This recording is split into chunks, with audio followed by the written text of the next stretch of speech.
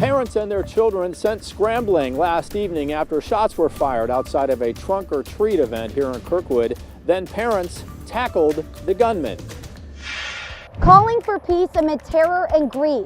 How the Islamic and Palestinian communities here in St. Louis are responding to the first week of the war in Israel.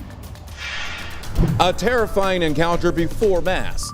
A Kirkwood priest describes the moment he literally looked down the barrel of a gun.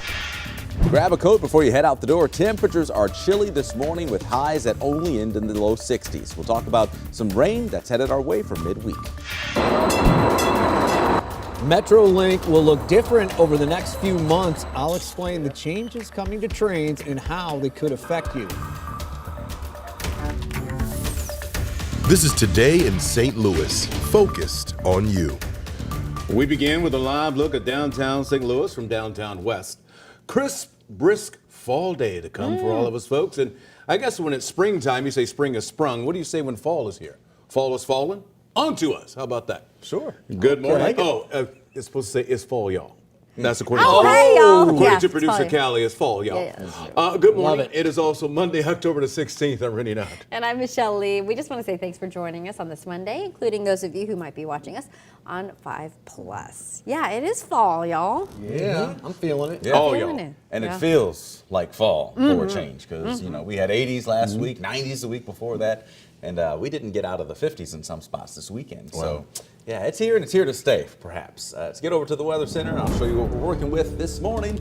Maybe an extra layer as you head out the door, and a heavier sweatshirt, a heavier hoodie, because the numbers are right about near 40 degrees. In fact, if you were up this morning, or yesterday morning at this hour, the numbers are almost 10 degrees colder than they were yesterday even. So we're at 43 in Lambert, 39 in Rolla, and 40 in Litchfield, and right about 40 for you in Chesterfield and Warrenton. So we go through the day with a mix of sun and clouds, no rain like we had yesterday through parts of the day. That drizzle and mist, that's out of here. We'll have temperatures climb into the low to mid 60s today. Temperatures do rebound this week, but only slightly, and there is a chance of rain by midweek. We'll show you that coming up. Let us show you the roads and head over to Paul and check in on the roadway conditions. Good morning, Paul. Good morning, Anthony. Been looking all around the area, trying to see where we might find some delays. Always construction related at this time of the morning. I want to look at that North County project 270 going east and west. Huge, almost ready to finish in many areas, including Dunn Road and Purcell. Right now at 367, 270 eastbound. That ramp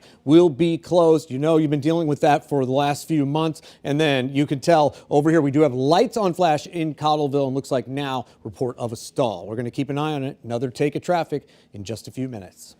New from overnight, a man is now recovering after being shot in his side. It happened after 11:30 last night on North Broadway near Riverview in North St. Louis. He was taken to the hospital in an unknown condition. Right now, no word on any suspects or on a motive. Also new this morning, a family is out of their home after a cooking accident caused an overnight house fire. It happened around 1 o'clock this morning on Elm Bank, which is in the Wells Goodfellow neighborhood. No one was hurt, but the home was badly damaged. This morning, classes are canceled at Tillman Elementary in Kirkwood after a scary incident at a family-friendly school event.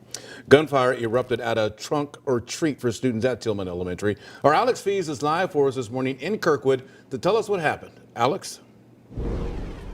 Rennie, Michelle, good morning. This frightening event last night no doubt sent parents and children scrambling for cover. Now, to be clear, this event last night involved families from Tillman Elementary School behind me. However, it actually happened in the parking lot of North Kirkwood Middle School. That's where they all had gathered last night. No one was hit by that gunfire, fortunately. And multiple sources tell 5 on Your Side that the person who fired those shots last night is a St. Louis County police officer. However, St. Louis County police are not confirming that information. Now, Kirkwood police say parents confronted a person for being disruptive at the event last night just before 5 o'clock. The person then allegedly used a handgun to fire shots into the air and was tackled and detained by parents until Kirkwood police arrived and took that person into custody. Now, Pepe Saldana was outside his house right next to North Kirkwood Middle School. He knew the Halloween event was happening in the parking lot and he rushed over. There he saw parents running for cover and screaming, and also children crying, and he saw a parent jump on the man accused of firing the shots. I was grilling, you know, I live right next to the school. So I was talking to my brother-in-law, and then we hear pop, pop, pop, pop. And I'm going, what's that? And then we hear it again, pop, pop, pop, pop, pop, pop, pop. Kirkwood School District posted this message on Facebook last evening. It reads, "Our building will be open from 9:30 until 1 o'clock on Monday for anyone who needs an opportunity to gather and receive support from counselors or social workers. We will be working this evening to ensure resources are available for anyone who needs them." Now, coming up in our next half hour at 6:30, we will hear from mental health experts what advice they have in this environment we're living in these days for talking to children about the possibility of violence at their school. Live this morning in Kirkwood, Alex Fees, 5 on your side. Right now, Americans are waiting in Haifa, Israel, for the U.S. government to evacuate them to Cyprus by boat. The journey will take between 10 and 12 hours, and once they arrive in Cyprus, they're responsible for their transportation back to the States. Americans are also trapped in Gaza as the number of U.S. citizens killed in the war is now at least 30 people. Right now, some of America's top lawmakers and officials are in Israel. NBC's Bree Jackson reports from Washington.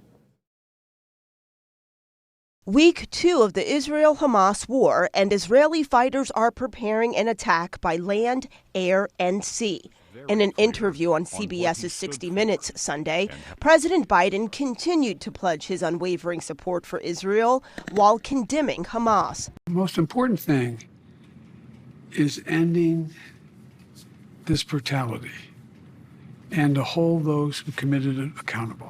Secretary of State Antony Blinken is in the region meeting with partners. To make clear that the United States stands with Israel to prevent the conflict from spreading. As the fighting continues, the humanitarian crisis is getting worse. The Biden administration is working to get Americans out of Gaza through Egypt, where they can be safe physically and where they can have access to the essentials, to food, water, medicine, shelter.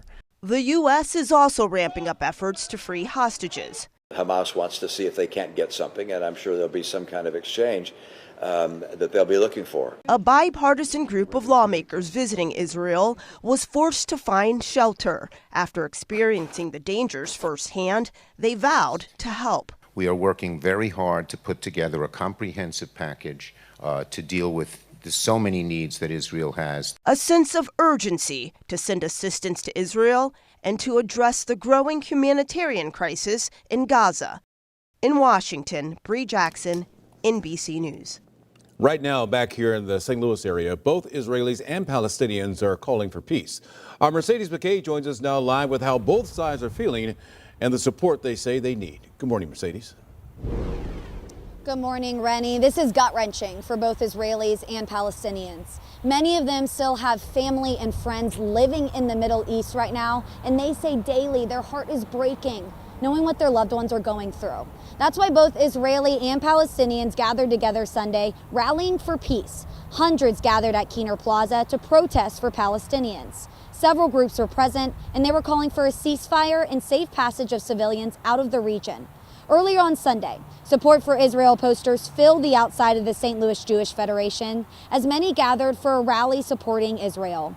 Missing posters covered the trees of those still unaccounted for in the Middle East. Both groups say they just want peace because they're in pain. It's a mix of a lot of things, especially for us living here. It's just like fear for our relatives that live overseas, and then it's also, just the anguish and pain that we see from the images. This stuff that cannot happen in the world anymore. It's happened to us. It may happen to other people. We are people. We are in 2023. Stuff like this didn't even happen in the Holocaust. I'm devastated. My heart is bleeding. A lot of emotions over the weekend, and that will still continue throughout the week as this war in Israel continues. Now, organizers on both sides say that they're calling on elected officials, including President Joe Biden, to help them in their time of need. Coming up in the next half hour, I'll share why both Israelis and Palestinians feel guilty as they're here in America while the war rages on in the Middle East. Live downtown, Mercedes McKay, 5 on your side. Thank you, Mercedes. To see all of our articles on the war, text the word Israel to 314-425-5355, and we will send you a link.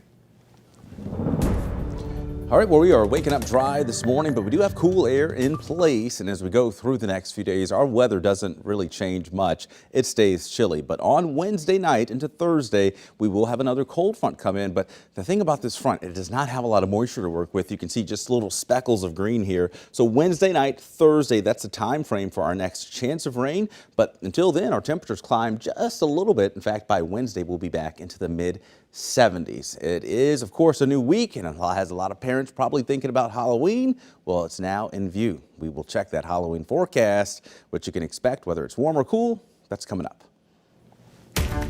Tensions from the war in the Middle East are having deadly consequences in the United States. President Joe Biden's reaction to an Illinois hate crime that killed a 6-year-old boy.